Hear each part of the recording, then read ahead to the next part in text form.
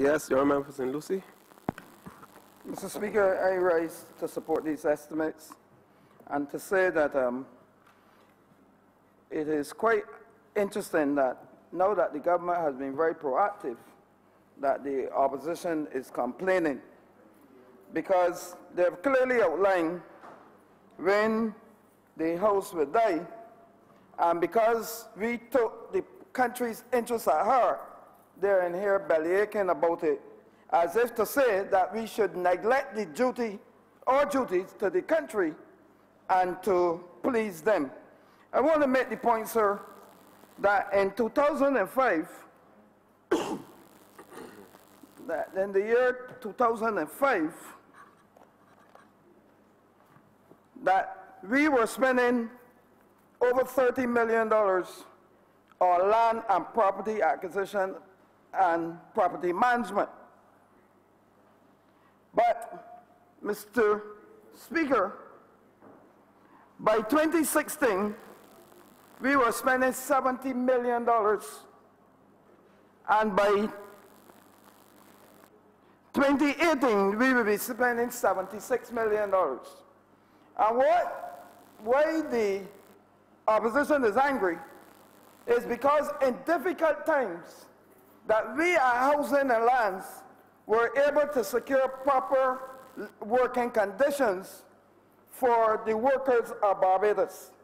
And that is, you heard all the complaints from the unions about sick buildings and so on, but we at the ministry took the workers at heart and we provided adequate working conditions for them.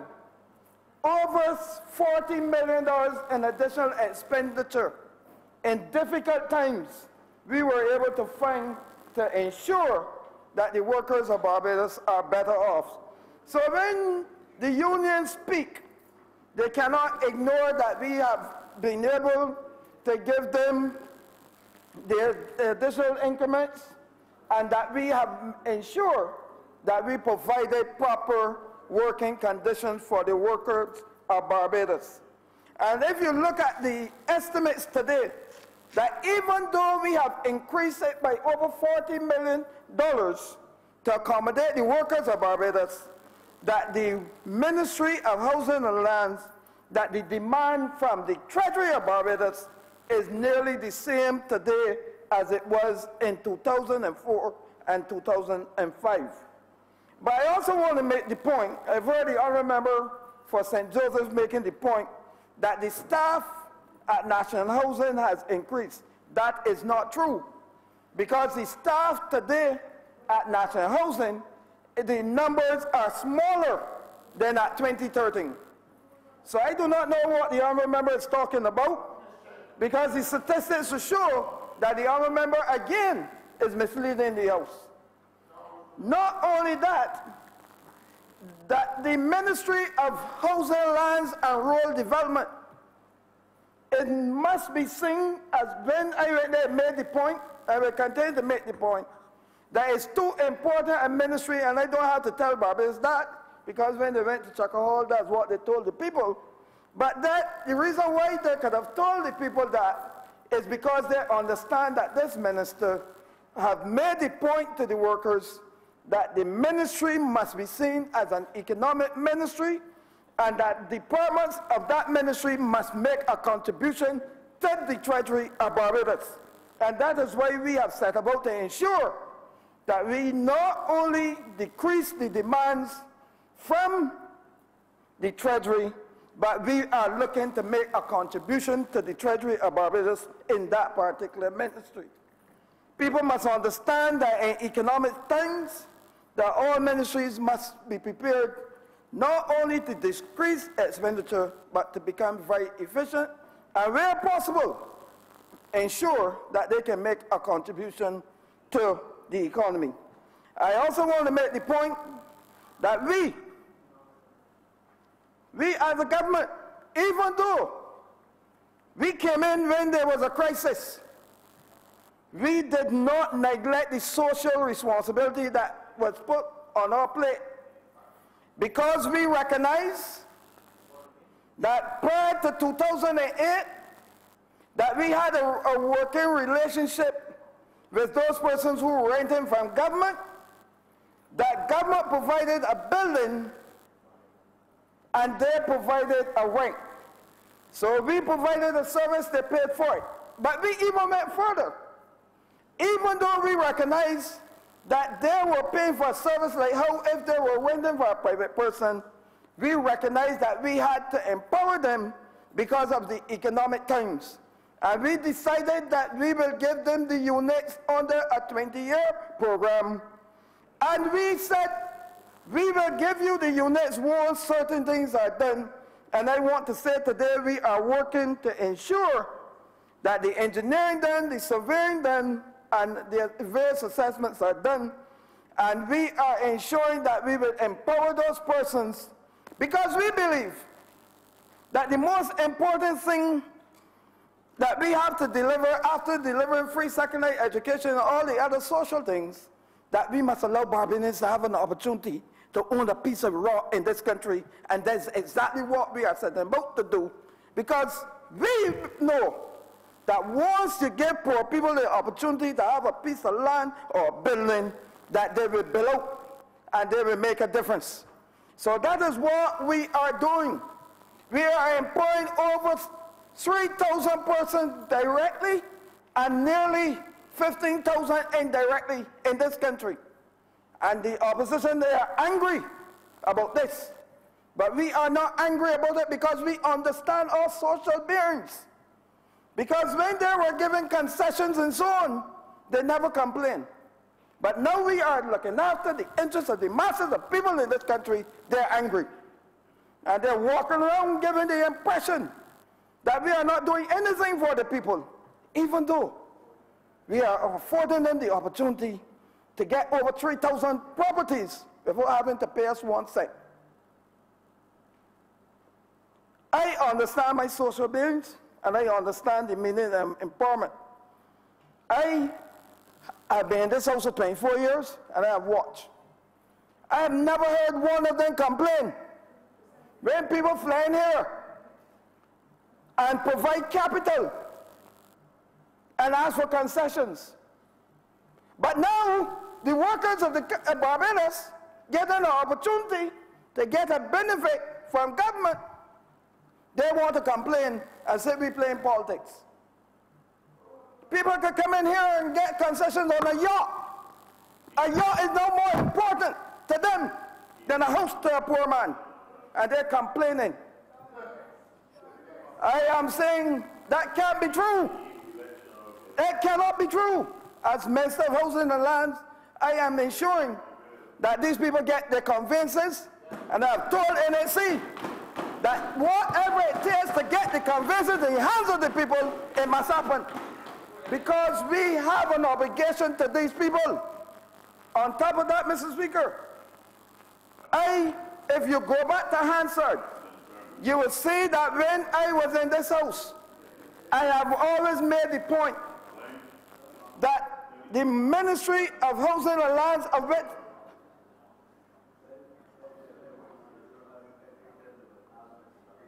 NHC is part, cannot see itself as a provider of capital for persons and ignore the responsibility it has for the people those persons who are the clients. For example, why should I, knowing the history of housing in this country and understand the history of housing in this country, a man who was raised up in rural Barbados and do not understand that there are people in Barbados who do not only want a canned solution, but they want an opportunity to have a piece of land. I've said in this house already that if a man has a piece of land and he builds a matchbox on it, that is the man's house. And he has built what he wants. But I know that if he builds a matchbox today and he pass back tomorrow, he will add to that matchbox.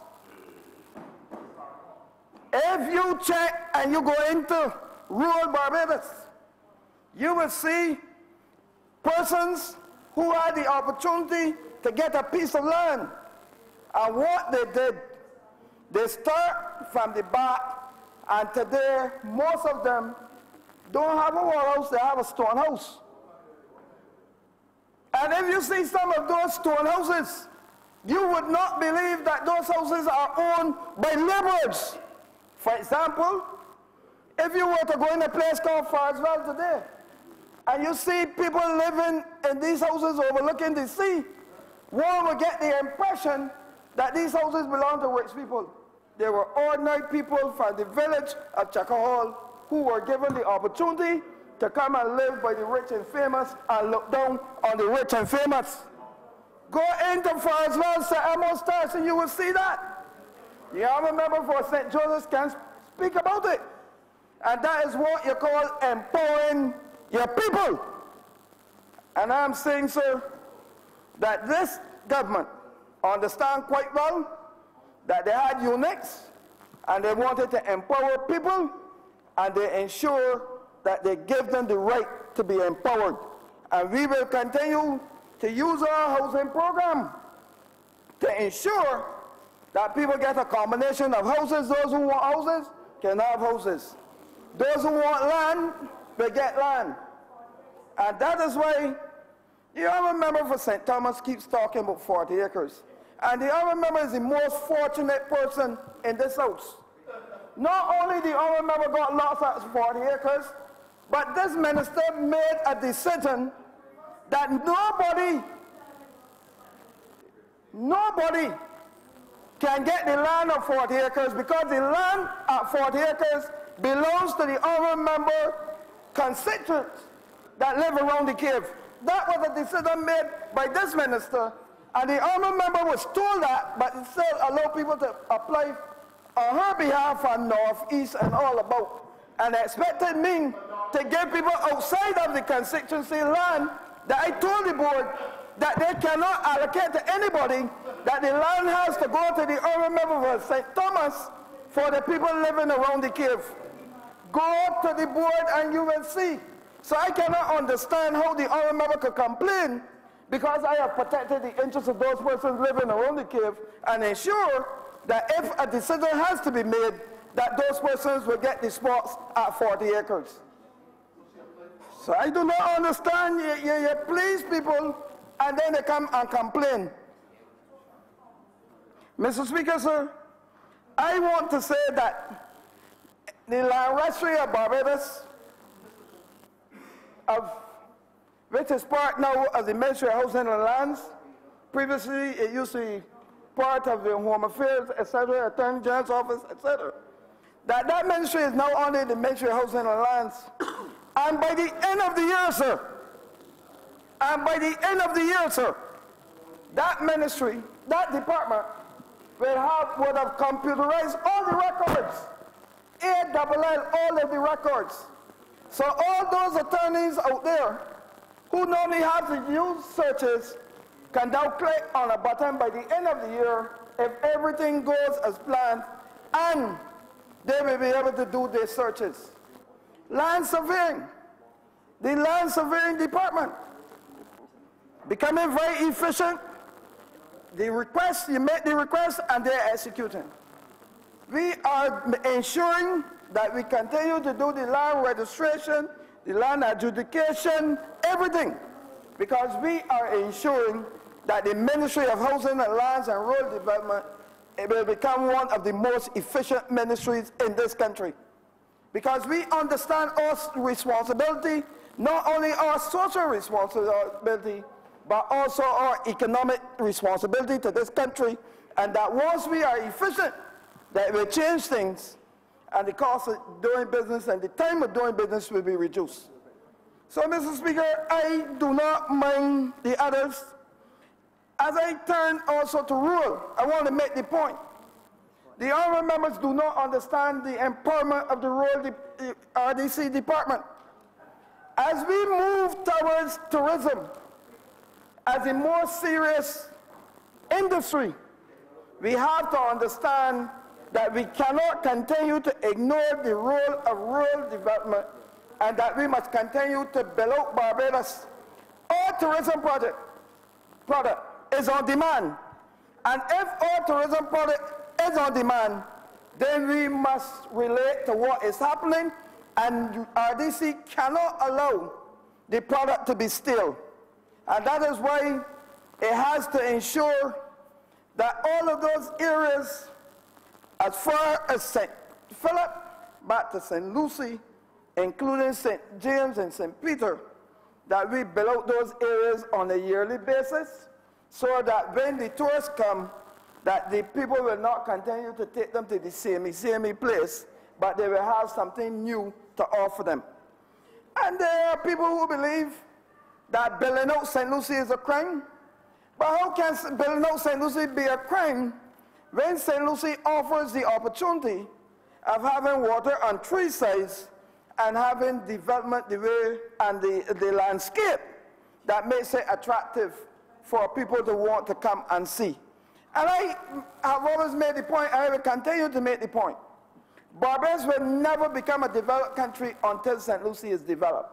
And that is why those people who are blind will not be able to see the fast development that is going on in St. Lucie. You see, the problem with some people, if they do not see monstrosities, they do not understand development. And that is why people can talk what they like. We will continue to build out St. Lucie. We will ensure that those 40 coves and bays and so on, that they become attractions. And we will ensure that the jetties that were once known to the people of the North, that they come back. Because we will not ignore the North of Barbados. And when I speak of St. Lucie, I cannot only speak of St. Lucie, I also have to speak about St. Peter, St. Andrew, St. Joseph, and those other northern areas. The honorable member for St. Andrew will be good to keep quiet on this particular matter. Because, you know, I've heard a lot of people talk.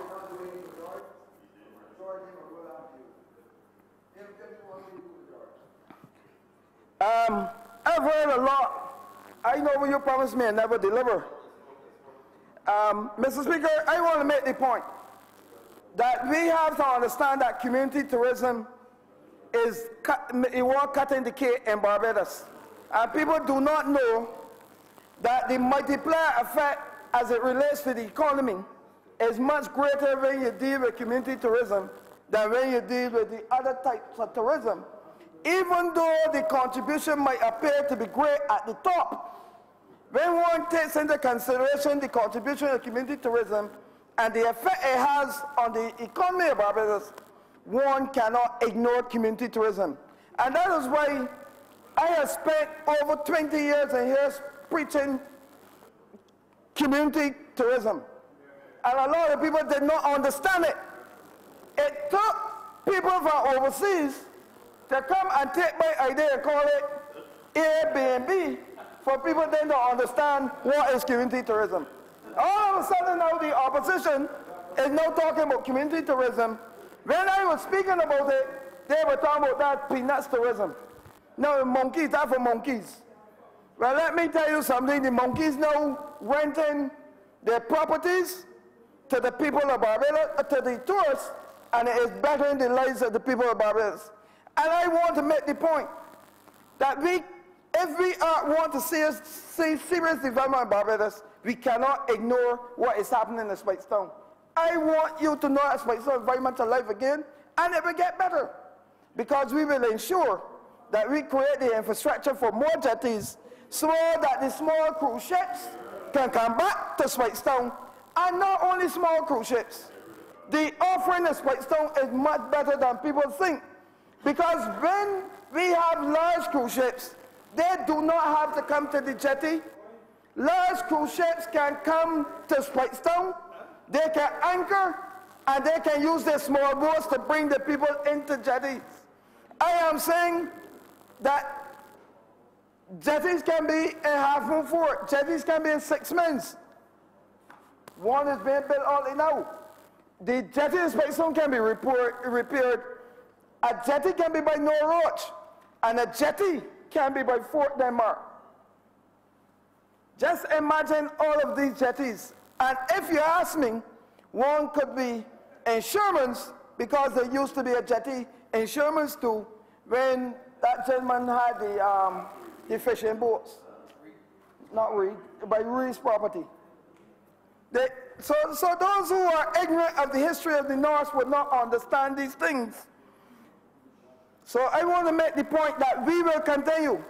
And that is why, to create economic, you know, a lot of people do not understand the power of selling house plots. A lot of people believe that construction is only when a house is completed. But if you sell house plots and everybody start a house, it means that they create more work than if you wait to come to build houses 100%.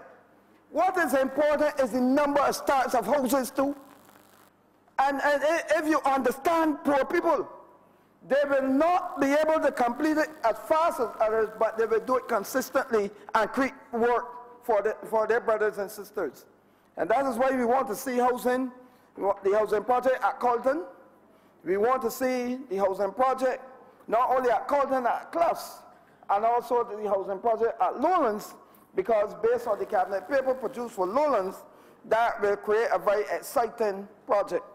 All of a sudden, I'm hearing now that the government should take over Pickering's. I remember well, when Pickering's came on board, the opposition gave the impression that it shouldn't be. All of a sudden, I hear them people now on the radio saying that the government should take it over, and what a wonderful project. We knew that ever since. But we also want you to know that you told the people that it was a government project. But now you're saying the government should take over, it was one project. How could the project be a government project and you still want government to take it over? Pray tell. But I know the trick in there. I understand why y'all are frightened about Pickering's at this time. But I want you to know that the development plan for St. Lucie is there and it will be implemented. I also want you to know. Mr. Speaker, I rise on a point of order. As the honourable member for St. Lucie said, he's been Member of Parliament for 24 years, 7.5 of which he has been Minister. He can't be now talking about a non-existent development plan for St. Lucie that is not even a figment of his fertile imagination. Please take your seat. Please continue. Mr. Speaker, don't worry. You know, Mr. Speaker, I have not responded to that charge. I just want you to know, sir, that everyone over there who came in the house before me came in. I have 14 years in government. And I challenge them, I challenge all of them who came in here before me to show me that they have done more for the constituency they represent than I have done for my own. I challenge any one of them. I have heard the charge, and I am putting out the charge now. I want you to show me anyone over there, because they went and they folded her ear about that. They were here 14 years, they had 3 terms in government. I want them to show me the record, and I will produce my record for St. Lucie, and I know they can't match it. So I'm very glad that you brought it. I am very glad you brought it, because I am in government now for 7 years. I am in government for 7 years, did more than them for my constituency, and they were here for 14 years and complaining about me. And I have done more for them. The honourable member. So when the bumblebee does not know what to talk, he should keep his mouth shut. He is an embarrassment to his own members. I did not want to make that point about the honourable member for St. Michael North, St. George North, or for St. Michael North East. And the honourable member comes in here and allow me to make the point. I had no intent to embarrass them, but the honourable member for St. James North, because he doesn't like the honourable member for St. Michael North, going to make that point. So, Mr. Speaker, sir. Mr. Speaker, sir. It is no doubt. We have heard.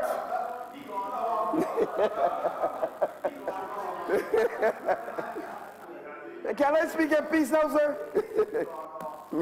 So, Mr. Speaker, it is no doubt that the potential in the North is that, sir, that we cannot ignore it.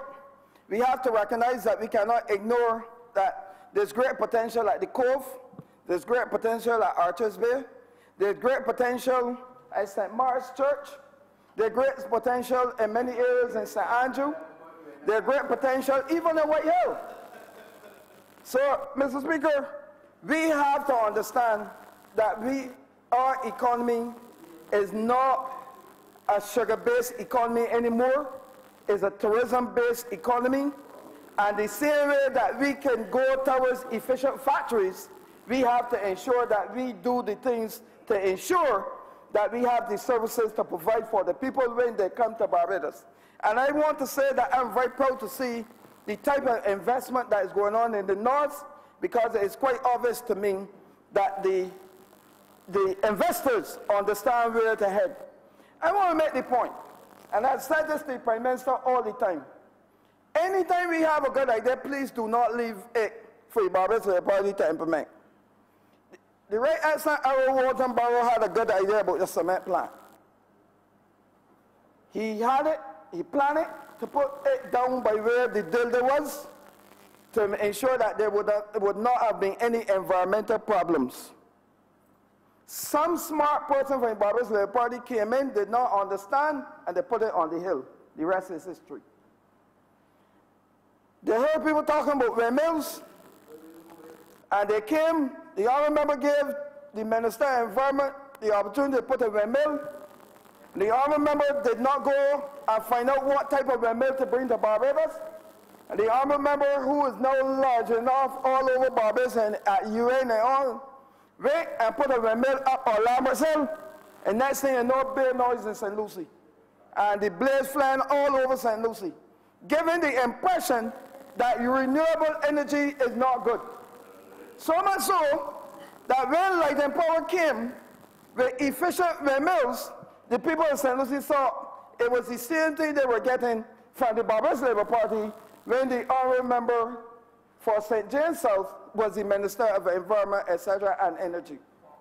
So, Mr. Speaker, I am saying, with these good plans that we have for Barbados, we cannot afford to leave them again to the Barbados Labour Party, because if you leave them to the Barbados Labour Party, they will do the usual thing, they will mess up.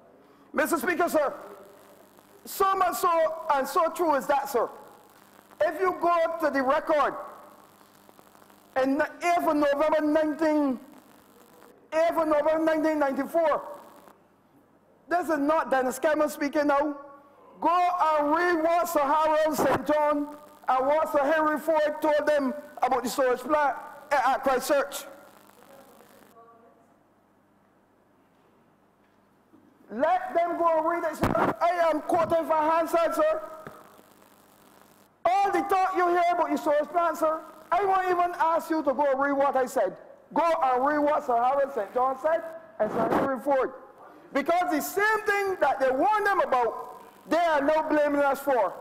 Even Sir Harold St. John and Sir Henry Ford knew that once they put their hands on it, they would mess up. And today, they build the plant and they mess up. So don't get the impression that this is the first time they mess up. Because they also had the Emerton plant. They also had the Emerton plant. And as if they didn't learn from the Emerton plant, they went and replicated the same thing that they had at Emerton, and now had the gall. The honourable member for St. Joseph had the gall to come in here today to blame us for the Emerton plant when it was built by them. So you see, they are guilty of committing the crimes and then blaming someone else. Be careful that they don't burn down the Robert Street headquarters and then blame the DLP for it. Honourable member, please wrap up. 2 minutes. So, Mr. Speaker, you have 2 minutes. I am going to wrap up, sir. So, Mr. Speaker, I am saying that this economic plan is a plan that will take Barbados out of the chances that we have had. It is no doubt, Mr. Speaker, that there are two sides to the economy. The fiscal side and the current side, current account side. We have solved the fiscal side, and, Mr. Speaker, we have solved the fiscal side because we have been able to reduce the losses. They talk about deficits, I talk about losses. But you know, Mr. Speaker, we could have solved the current account side too. But the Barbados Labour Party encouraged their supporters every time we came up with something that would solve the current account to run to the court. You realize, sir, that every court case is now about foreign reserves? Check it. Every one is about foreign reserves. And you must ask yourself, sir, if the court cases are about foreign reserves, whether the people who take in the cases to the court, whether they're friends of the BLP, friends of the DLP, or enemies of the country, Barbados, I thank you.